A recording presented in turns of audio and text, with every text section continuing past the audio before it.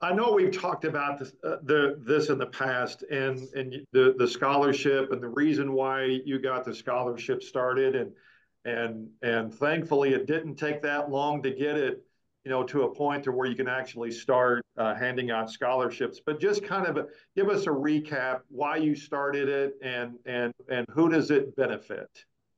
So I started the scholarship after I sat in on Mauricio's second and third trial. I wanted to make sure Isaiah was remembered in our community and that we did something to honor his life and to continue to share his story and his voice with our community. So I started the Isaiah Torres Memorial Scholarship Fund through NWAC, and it is a scholarship for any student going into any child advocacy role, whether that's criminal justice, child advocacy studies, any child advocacy field can apply through the scholarship at NWAC.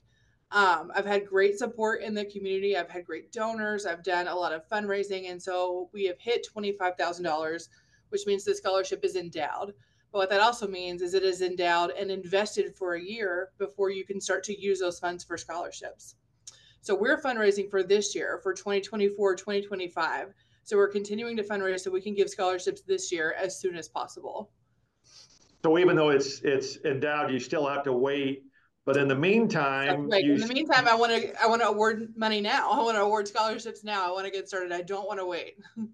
And in doing that, you're doing what to raise this money? So now we're doing a t-shirt fundraiser through Skyline Printing and Merch in Bentonville. So they've partnered with me to help me design 6 shirts. I've designed them myself. It's Isaiah's Voice. That's the name of the campaign. And so it's different child abuse awareness shirts. It's got the hotline number on the back. It's a very actionable shirt that represents Isaiah. Some of his favorite things are on there. He loved the color orange. He loved Woody from Toy Story. So you'll see Woody's boots incorporated in a lot of that. And so I think he's well represented on these shirts, and I just want to see them in the community. So fundraising is hard sometimes. Selling shirts is hard. Finding platforms to advertise is hard. And so we've got 1 more week left of sales. It's only open for 3 weeks. We've got 1 week left. So I'm hoping this can really help us kick off some sales because this is what's going to fund this year's scholarships. How do you find these shirts? QR code. It's on our Facebook and our Instagram. And you just click and there's no additional shipping. You buy and it's shipped directly to your home. So on the QR code, it brings up a website and you can see the different designs. See the 6 different designs, and all different colors. Mm-hmm. You want to do this now because you want to get money ready to go for this coming fall. Yes, I have until about April to kind of get as many scholarships ready as I can. And so I hope to award 3 to 4 for this fall. And having a good, successful t-shirt fundraiser will allow me to do that. Is there a certain amount that you have to do this by this fall?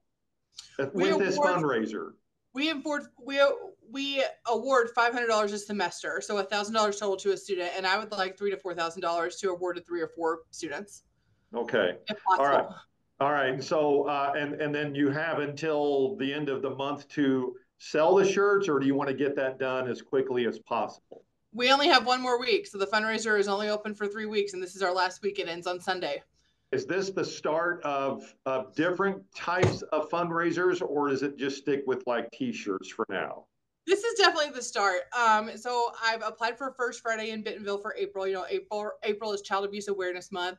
So I think that will be big. We're still waiting to hear if we were accepted for that or not. And that's a great awareness booth and scholarship fundraiser. We were able to do that last year also. And so I just am hoping to branch out as much as I can and be creative and find new ways to raise money and awareness and hopefully award as many scholarships as I can this year. How has the family reacted to all this and you keeping in contact with the family?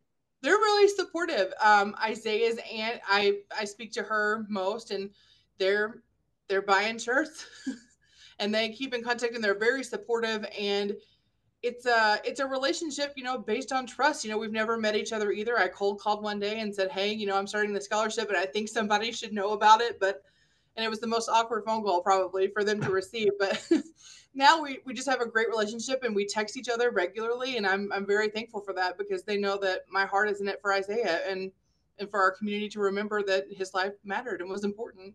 Has she offered up any ideas for fundraisers?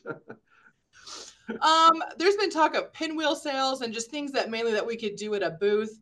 Fundraising is hard. It's a hard time right now.